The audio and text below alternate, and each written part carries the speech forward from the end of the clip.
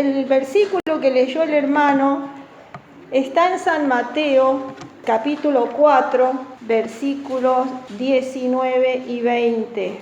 Dice así: venid en pos de mí y os haré pescadores de hombres.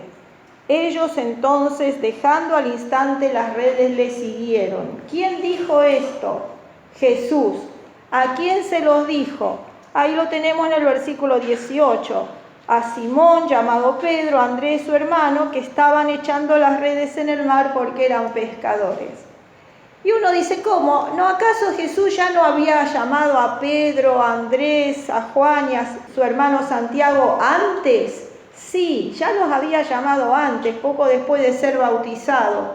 Habían pasado muchos meses y estos 4 hermanos eran pescadores y alternaban su vida entre el tiempo que se iban siguiendo a Jesús, siendo sus discípulos, acompañándolo cuando hacía las predicaciones, las visitas, etc. Pero después lo dejaban a Jesús y se volvían a su casa y se iban a pescar porque tenían que buscar el sustento. Lucas nos va a dar más datos sobre este incidente. Está en Lucas capítulo 5. Lucas capítulo 5, versículo 1 al 11. Tal vez no lo vamos a leer todo, pero le vamos a hacer la referencia. Acá en Lucas capítulo 5 cuenta el incidente, cómo fue que Jesús los encontró a ellos ahí en la playa que venían de pescar. Que eso de decir de que venían de pescar es una manera de decir, porque en realidad se habían pasado toda la noche en el mar y no habían pescado nada. Entonces, Lucas capítulo 5, verso 1, dice que estaba Jesús a la orilla del lago, el gentío se agolpaba sobre él, vio 2 barcas cerca de la orilla y les dijo que la acercaran. Los pescadores ya habían bajado y estaban lavando las redes.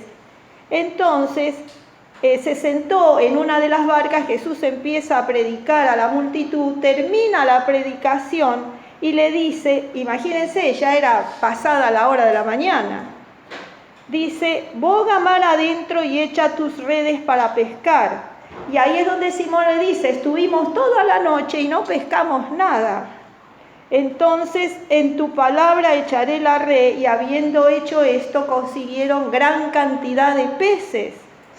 Entonces le hacen seña a los otros pescadores que los vengan a ayudar, porque habían entrado tantos peces en las redes que se les rompían, entonces los ayudan. Y ahí es donde Pedro, viendo esto, versículo 8, cae de rodillas delante de Jesús, le dice, apártate de mí, Señor, porque soy hombre pecador, porque la pesca que había tenido era muy grande. Y versículo 19, al final le dice Jesús a Simón, no temas, desde ahora serán pescadores de hombres.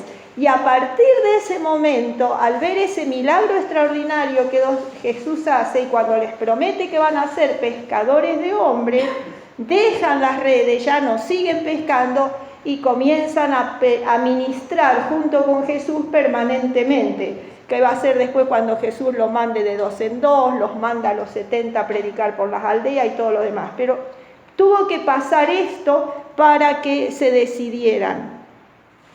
Cuando nosotros leemos algo acerca de este incidente, el deseado de todas las gentes, Elena dice que Pedro estaba descorazonado porque justamente no había pecado nada en toda la noche. Aparte, habían estado murmurando y hablando entre ellos mientras pescaban si Jesús realmente sería el Mesías. ¿Por qué? Porque en esos días es que lo habían metido preso a Juan el Bautista. Entonces dice, pero ¿y cómo? No hizo nada, es el primo, y no hizo nada para rescatarlo. Vieron la maldad de los sacerdotes y los rabinos, pensaron que la misión de Jesús estaba fracasando. Aún en su propia profesión estaban fallando, todo era oscuro. Cuando Jesús hace el milagro, entonces Por eso es que cae, entendemos ahora por qué cae de rodillas Pedro y le dice, perdóname, apártate de mí que soy pecador, perdóname, porque todo lo que habían estado bla, bla, bla, bla, bla, bla, bla, bla, bla, durante la noche, mientras no podían pescar, dudando del amor y la misericordia de Dios. Entonces vieron, cuando la pesca se produce, que la naturaleza le estaba sujeta a Jesús y discernieron su propia santidad. Entonces Pedro ahí fue inducido a negarse a sí mismo y confiar en el poder divino de Jesús. Y ahí es donde Jesús lo puede llamar para que trabaje por él. Saben que de acá ahora vamos a empezar a sacar lecciones para nosotros, ¿no? Porque de eso se trata. Lo primero que debemos aprender cuando queremos trabajar para Dios es la lección que aprendió Pedro, la lección de desconfiar de nosotros mismos, algo que estuvimos hablando recién en la escuela sabática. Recordemos, dice Deseado de todas las gentes, página 214, que Satanás, la obra principal de Satanás, del enemigo, es desalentar nuestras almas. Y es la obra de Cristo inspirarnos fe y esperanza. Así que ya sabemos, cuando andamos bajoneados, pensando cosas negativas, creyendo que no valemos nada, ¿quién es el que está bombardeando nuestro cerebro? No puede ser ningún ángel de Dios, es el enemigo. No tiene, hermano, escuche esto, no tiene límites la utilidad de aquel que, poniendo el yo a un lado, deja obrar al Espíritu Santo en su corazón y vive una vida completamente consagrada a Dios. No tiene límites. No tiene límites la utilidad, cómo Dios puede usarnos a nosotros si permitimos que el Espíritu Santo nos guíe y dejamos a un lado el yo. Esta historia se va a repetir. Vamos a Juan. Esto ya es al final. Ya vivieron los 3 años y medio con Jesús, ya Jesús resucitó. ¿Y se acuerdan lo que pasa después que Jesús resucitó? ¿Qué volvieron a hacer los discípulos? Después que no creyeron que había resucitado, ahora Jesús ya había resucitado, pero ¿qué volvieron a hacer? Se fueron a pescar otra vez, porque bueno, ya está, se terminó todo. O sea, ¿se dan cuenta? No llegaban a dimensionar la obra de Cristo, no entendían. Entonces, fíjense, capítulo 21, versículos 3 en adelante. Simón Pedro, otra vez, si vemos en el 2 está Simón Pedro, Tomás, Natanael, los hijos de Zebedeo, Juan y Santiago, y 2 discípulos más que no lo nombran. Entonces Simón, que era siempre el que tomaba las iniciativas, le dice, me voy a pescar. Entonces, ¿los otros qué dicen? Nosotros vamos con vos. Era medio la voz cantante, Pedro, ¿no? Así que los otros decidieron acompañarlo. Vamos a pescar con vos. Se fueron a pescar con él. Entran a la barca, se pasan toda la noche en la barca. ¿Y qué pasa? No pescan nada. Ya estaba amaneciendo, dice el versículo 4. Y se presentó Jesús. Esta escena a mí me encanta. Aparece Jesús en la playa. Tenía prendido un fueguito. Estaba haciendo un asadito de pescadito, ¿no? Y entonces les dice, hijitos, ¿tenéis algo para comer? No, le dicen.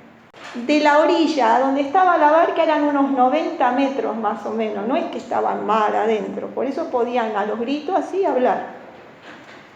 Echen la red a la derecha de la barca y hallarán. Entonces echaron la red al lado derecho. Y no la podían, volvió a pasar lo mismo que al principio, no la podían sacar por la cantidad de peces. ¿Quién era el que le estaba hablando desde la orilla? Jesús. Estaba pasando lo mismo que había pasado hacía 3 años. Es el Señor, grita. Aquel discípulo que amaba, es decir, Juan dice, es el Señor. Cuando Simón se da cuenta que es el Señor, tengan en cuenta este detalle. Se ciñó la ropa porque se había despojado de ella y se echó al mar. Qué raro, ¿por qué se había sacado la ropa? Ahora van a ver por qué. Se echó al mar, ¿se dan cuenta? Se fue a las zancadas ahí, a lo mejor el agua le llegaría por acá. Estaban ahí cerca. Vinieron, arrastraron la red. Había como 200 codos, ahí están los 90 metros. Descendieron a tierra y ¿qué vieron? Las brasas, un pez encima, pancito. Jesús le dijo, traigan los peces que acaban de pescar. Traen los peces, 153 peces. Siendo tanto, la red no se rompió. Tengan en cuenta otra cosa, red, estaban pescando con red. Vengan, coman. Y ahí se sentaron. Y era la tercera vez que Jesús se manifestaba después que había resucitado. ¿Por qué le dijo que tiraran la red del lado de la derecha? Porque del lado de la derecha, dice Elena White, es el lado de la costa, del lado donde estaba él. Todo tiene un porqué en las cosas que hace Jesús. Cuando nosotros echemos nuestra suerte, nuestra red del lado donde está Jesús, siempre vamos a tener buena pesca. Siempre vamos a tener buenos resultados en lo que emprendamos. Ahora, si queremos hacer las cosas a nuestra manera, va a ser difícil que podamos conseguirlo. A nosotros también se nos da la orden de ser pescadores de hombres. Con otras palabras, cuando en Mateo 28, 19 y 20 dice, id y haced predicar el Evangelio y haced discípulos, enseñándoles todas las cosas que yo os he dicho, bautizándolos en el nombre del Padre, del Hijo y del Espíritu Santo, nos está dando a nosotros la misma comisión que le dio a los discípulos. Vamos a buscar similitudes. ¿Qué significaba para ellos ser pescadores de hombres? ¿Por qué le dice pescadores? ¿Por qué eran pescadores? Quiero mostrarles algo. ¿Qué está mostrando esa lámina? Tenían tres maneras de pescar los pescadores en Galilea. Uno era con la gran red, que es de la que con la que estaban pescando cuando lo llama la primera vez y cuando lo llama ahora la segunda vez, al final del ministerio. La gran red. En esa gran red entraba toda clase de peces. ¿Se acuerdan? El Evangelio dice que se ponían después a seleccionar lo que eran buenos peces de lo que no eran y lo que no era bueno lo volvían a echar al mar. Bueno, la gran red. Ahora vamos a llevarlo a la vida nuestra como iglesia y como pescadores de hombres. ¿Qué método de hacer actividad misionera podría compararse con la gran red? ¿Cuándo usamos la gran red para salir a pescar hombres o almas para Cristo? Campaña evangelística. Muy bien, hermana, las grandes campañas evangelísticas. Cuando se arma una carpa, antes, cuando yo recién entré en la iglesia, duraban 3 meses las campañas y entraba toda clase de gente. Después quedan los que aceptan el Evangelio, los que se bautizan, los otros se llevan la Biblia, se llevan los libritos y se pierden en el camino. Entonces, nosotros como cristianos que obedecemos el mandato de ir y predicar el Evangelio, usamos la gran red como pescadores de hombres. Claro, no siempre nosotros vamos a usar la gran red predicando nosotros. Saben que hay mucho trabajo para hacer cuando hay una campaña. Hay que volantear. ¿Salieron a volantear alguna vez? ¿Trabajaron alguna vez en una campaña? Miren, yo me acuerdo con mi esposo, cuando éramos recién casaditos, se hizo una campaña grande de 3 meses allá en San Antonio de Padua, se armó una carpa, terminaban las reuniones a las 9 de la noche, 9:30, y ahí salíamos a las 10 de la noche a volantear, a repartir casa por casa todos los volantes invitando para la reunión de la noche siguiente, y así todas las noches. Cada noche se repartían los volantes con el título del tema del día siguiente. No predicábamos, pero salíamos a volantear. Y una noche nos tocó ser carperos. ¿Saben lo que es ser carpero? Quedarnos a dormir en la carpa para cuidar el micrófono, los parlantes, todo el equipo. Nos íbamos turnando los jóvenes de la iglesia de a 2 a dormir 1 o 2 noches adentro de la carpa. Así que nos armamos, no sé, en unos tablones, en unas camas improvisadas, y dormimos 2 noches cuidando la carpa. Estábamos haciendo la obra de la gran red, aunque no predicábamos. El que pasaba al frente era el pastor que estaba siendo evangelista, pero nosotros estábamos colaborando en la actividad misionera, haciendo trabajo misionero de esa forma. Después había que barrer, y había que limpiar, y había que pasar un trapito a la silla. ¿Y eso es obra misionera también? ¡Claro que sí! Llegaba la gente, estaba todo limpito, todo ordenadito. Esa era la manera de usar la gran red. Ahora, ¿por qué Pedro se tiene que poner la ropa para poder bajar del barco? ¿En qué se había quedado? ¿En taparrabo, en calzoncillo? ¿Por qué? Fíjense, este es otro método de pesca que tenían. Se quitaban la ropa, tiraban una red más chiquita con pesas y se zambullían para recoger la red con lo que había logrado atrapar y subían con eso. Puede ser que Pedro haya intentado ese método de pesca, zambullirse y de esa manera pescar. Y había otro tercer método que usaban en esa época. Iban de 2 en 2 en un bote, y mientras uno iluminaba de noche, iluminaba con una antorcha, el otro con una lanza o un arpón, ¡fa!, ensartaba a los peces que se acercaban. A la noche la luz atraía a los pescados.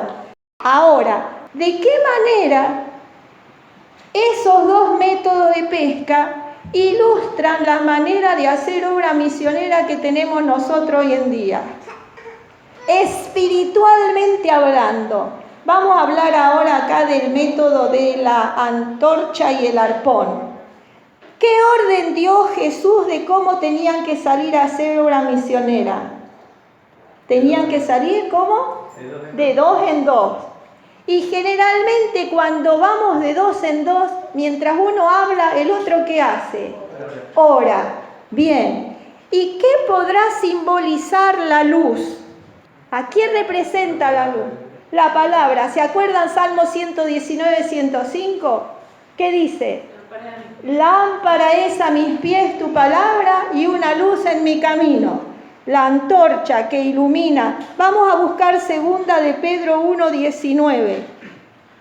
Tenemos también la palabra profética como más segura, a la cual hacéis bien, ¿en qué? A estar atentos, ¿como qué? Una antorcha que hace, alumbra el lugar oscuro, hasta que el día esclarezca y el lucero de la mañana salga en vuestros corazones. ¿Qué es lo que va a hacer que la luz brille? No en el mundo en primer lugar en nuestros corazones. ¿Qué es lo que va a hacer que amanezca y brille la luz? La antorcha, la palabra profética más segura, la palabra de Dios. Así que nosotros podemos ver que este método de Cristo, de este método de pesca que usaban los discípulos en la época de Cristo, se cumple también en nuestra manera de hacer obra misionera. Nosotros vamos de 2 en 2, golpeamos una puerta, mientras uno ora, el otro habla, le presentamos la palabra a la familia. Saben que siempre conviene, si se puede, si somos matrimonios o novios, ir un hombre y una mujer.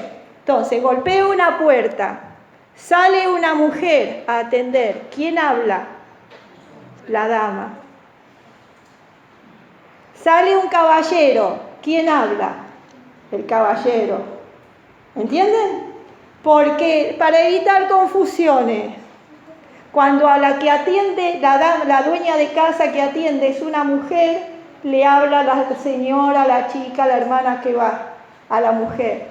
Si el que sale es un hombre, le habla el compañero, el hermano, el esposo, el novio que está al lado. Y se van turnando.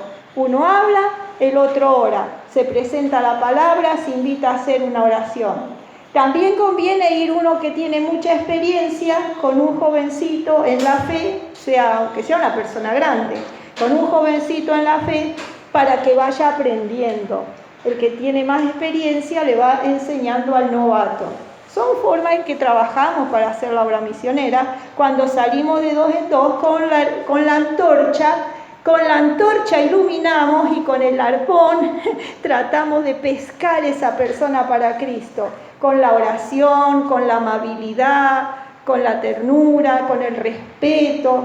¿Tiene algún motivo para orar? ¿Quiere que oremos por su familia? Cuando vos le invitás a la gente a orar, generalmente la mayoría de la gente termina llorando.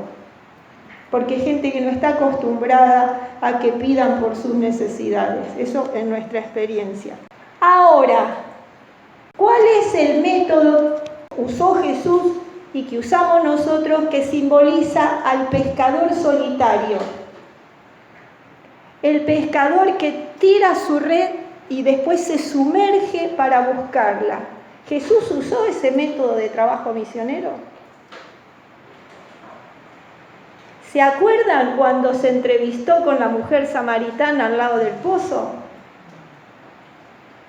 Tiró la red, solito él. Váyanse a buscar, yo estoy cansado, me quedo acá. Él sabía que iba a venir la mujer samaritana. Se quedó solito esperándola. Pescador solitario. Se mete profundo, llega al corazón.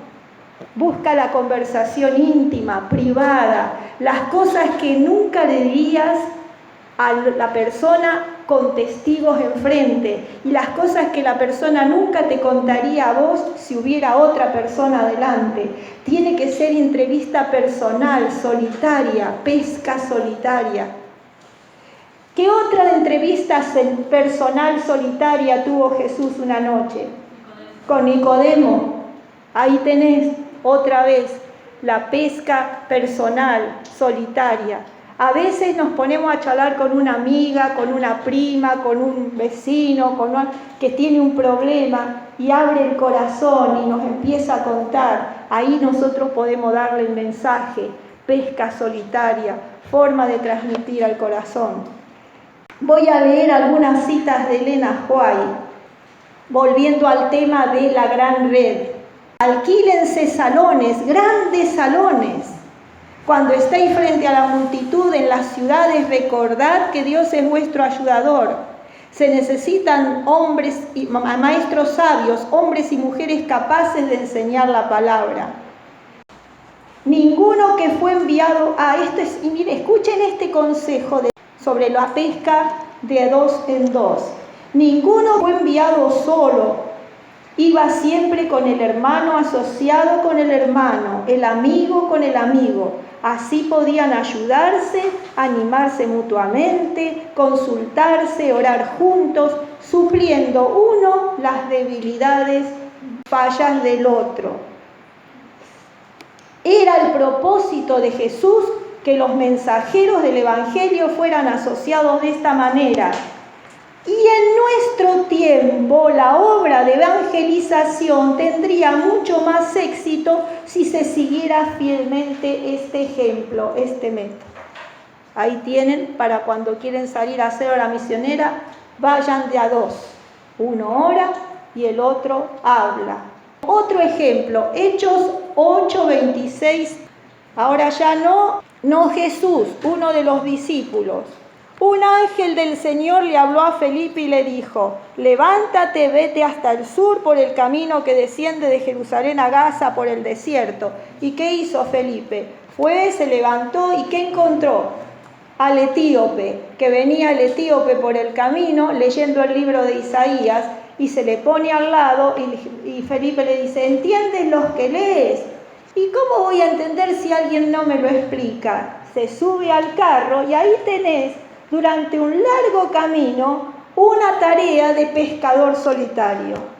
Felipe sentado al lado del etíope explicándole las profecías que hablaban acerca del Mesías y los sufrimientos del Mesías, porque venía leyendo Isaías 53. Le presenta el Evangelio y ahí nomás el etíope dice: ¿puedo bautizarme? Sí, ¿cómo no? Ahí hay agua, listo, y lo bautizó. ¿Sí? Trabajo misionero en solitario. Ahí tenés el ejemplo de Felipe con el etíope. De igual importancia, dice Elena en el libro del Evangelismo, que el esfuerzo público es la obra de casa en casa, de hogar en hogar. Y ahora fíjense otro detalle que dice Elena cuando hacemos una reunión. Ténganlo en cuenta estos consejos cuando hacen obra misionera. Cuando hacen una reunión y viene gente del barrio, ¿qué tenemos que hacer nosotros? Observarle la mirada y el rostro a las personas. Dice Elena, observen en la congregación a las personas que parecen mostrar algún interés. Háblenle después de la reunión. Unas pocas palabras habladas en privado. Con bondad, con cortesía, mostrad que tenéis verdadero interés por ellos y por el cuidado de sus almas. Con la simpatía de Cristo hay que acercarse a la gente. Presentad su incomparable amor. Ahora, yo les cuento una anécdota de mi propia vida. Llegaron a mi casa, pum, pum, pum, golpean. Eran dos señores con una chica de como de 20 años. Entonces, hola, ¿qué tal? Hola, ¿qué tal, señorita? ¿Cómo le va? ¿Quién habló? La chica. Entonces, le traemos aquí, Juan, ¿usted le puede explicar? Entonces, Juan me da una hojita y me explica, eran las famosas radiogrías, si quería escuchar el programa una luz en el camino, la voz de la esperanza, que lo escuchara, que a la semana siguiente iban a venir a preguntarme qué me había parecido. Bla, bla, bla, charlaron un ratito, buenas tardes y se fueron. Bueno, yo me puse a escuchar los programas, a ver de qué se trataba. El sábado siguiente, más o menos a la misma hora, llegaron. Ahí me ofrecieron las lecciones que ofrecía el programa, que era Tesoro de Vida. Conclusión, terminé yendo el primer sábado de marzo yo por primera vez a la iglesia. Ese sábado, primer sábado de marzo del año 76, o sea que ahora el primer sábado de marzo va a ser 50 años, hermano. Cuando yo iba saliendo de mi casa, volvía mi mamá de la panadería. Yo salí como a las 9:20, 9:30 de la mañana de mi casa. Y mi mamá me dice, ¿a dónde vas? Me voy a la iglesia adventista. ¡Estás loca vos! ¿Me querés amar morir? No sé, vos cada vez más chiflada por culpa de esos desgraciados. Bla, bla, bla, bla, peste, esos malditos que habían venido, esos que no tienen nada que hacer, que andan perdiendo el tiempo, molestando a la gente. La dejé llorando y hablando sola a mi mamá y me fui para la iglesia. Cuando terminó el culto, se me acercan 5 o 6 jóvenes. Se presentan, ¿no? ¿Dónde vivís? Acá a 2 cuadras. ¡Ay, te acompañamos! Y viene el director de aquí a mi señora, llévese este librito. Y me regala Un Camino a Cristo. ¿Te das cuenta cómo todo coordinado? Me vienen acompañando las 2 cuadras hasta mi casa, las 5 chicas y un muchacho.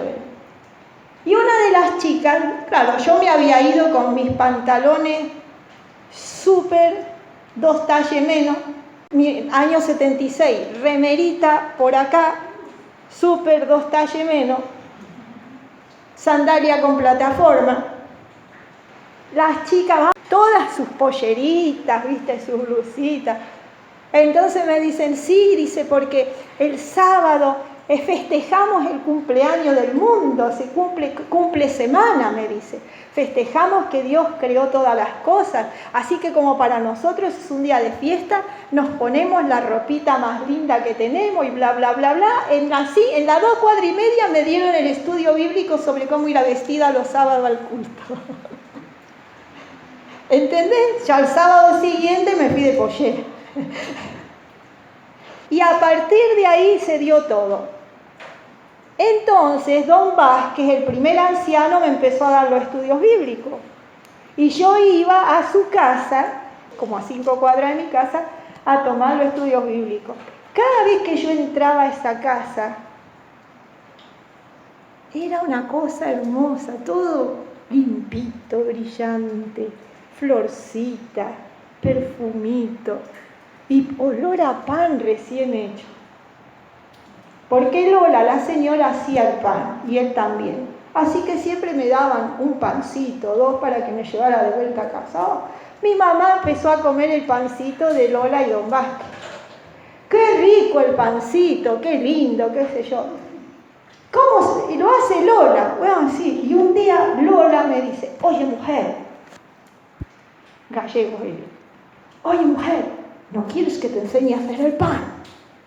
Y sí, ¿cuándo vengo? No, voy yo a tu casa a enseñarte a hacer pan. Bueno, digo, bueno, pero que le pregunto a mi mamá, yo tenía 25 años ahí recién, ¿no? Mami, mira, la señora Lola, viste que prepara ese pan tan rico que yo traigo, me quiere venir a enseñar a hacer pan. ¿Puede venir?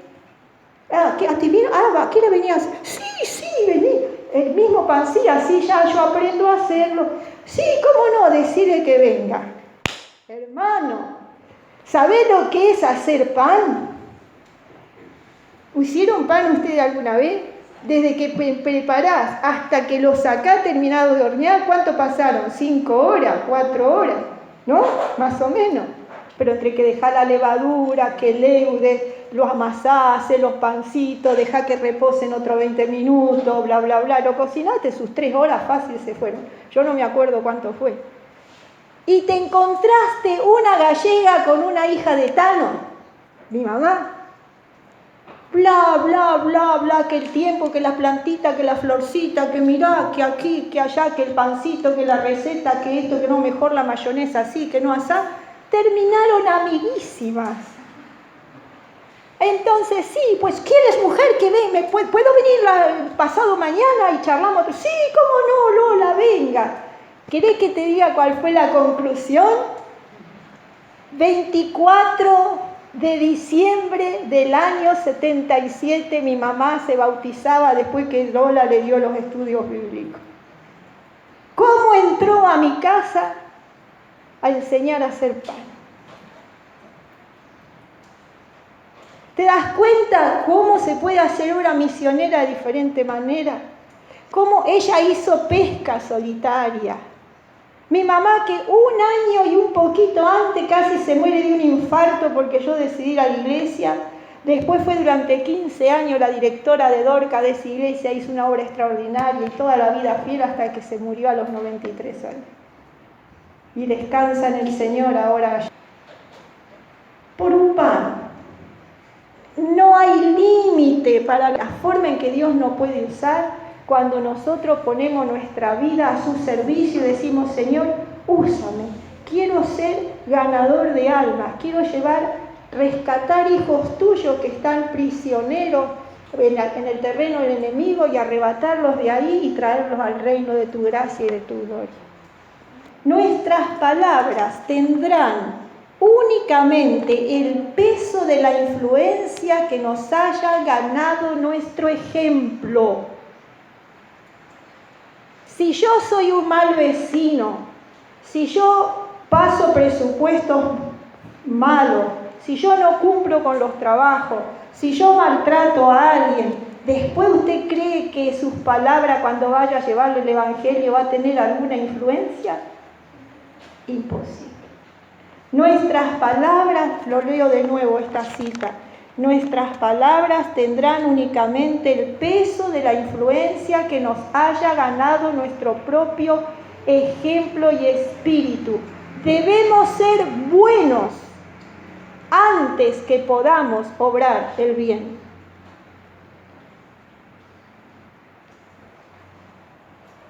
Para concluir, volviendo a los discípulos, durante aquella triste noche pasada en el lago, mientras estaban separados de Cristo, los discípulos se vieron acosados por la incredulidad, el cansancio de un trabajo infructuoso.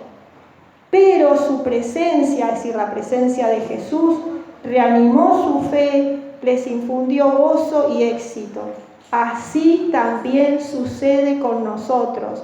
Separados de Cristo, nada podemos hacer, nuestro trabajo es infructuoso. Es fácil entonces desconfiar y murmurar, pero cuando Jesús está cerca y trabajamos bajo su dirección, nos regocijamos al ver la influencia de su poder. Acuérdense que la obra del enemigo es la de desalentar nuestras almas. No tenemos que darle el gusto. Yo quiero preguntarles algo esta mañana. ¿Les gustaría a ustedes ser instrumentos en las manos de Dios y del Espíritu Santo para llevar almas a los pies de Cristo? Ya sea que sean colaboradores en una campaña echando la gran red de pesca, ya sea que tengan entrevistas personales, privadas con alguna persona como el pescador solitario, ya sea que vayan de 2 en 2, ya sea que le vayan a enseñar a hacer pan o tuco, qué sé yo, algo, a coserle, ayudarle a coser una blusita, a enseñarle a tejer, algo, usar el don que tienen, pintar una pared. De pronto veo los jóvenes, detectan una vecina que son muy viejitos, no pueden cortar el pasto. Vecina, discúlpeme, somos los chicos de acá de la iglesia adventista de la otra cuadra, ¿le podemos venir a cortar el pasto ya que...? No, pero no te puedo pagar. No, se lo hacemos así, de regalo de Reyes, de Año Nuevo. Ah, bueno, gracias. Y le cortan el pasto, barren todo, le dan un besito a la viejita y se queda contenta, le regalan una revistita y se van. Diferentes maneras de trabajar y de hacer la obra del Señor. ¿Le gustaría? ¿Quiere que oremos para que Dios nos use? Vamos a orar. Querido Padre y Señor que estás en los cielos, Señor, aquí estamos delante de tu presencia, rogándote que nos uses para la gloria y honra de tu nombre y para la salvación de las personas con las que nos encontremos en nuestra vida. Señor, tú sabes quiénes te necesitan, dónde están tus hijos fieles y que ellos todavía no saben que son tus hijos. Ayúdanos, guíanos, lleva nuestros pasos hacia ellos.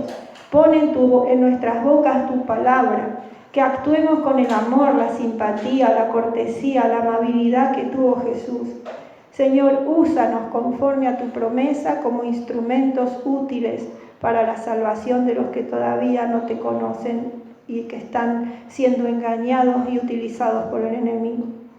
Señor, aquí está tu iglesia de Diamante Sur, quiere serte fiel, quiere responder a tu llamado y quiere serte útil. Que puedan ellos ser ganadores de almas y que puedan, por tu gracia, traer muchos a los pies de Cristo. En su nombre pedimos y agradecemos. Amén, Señor.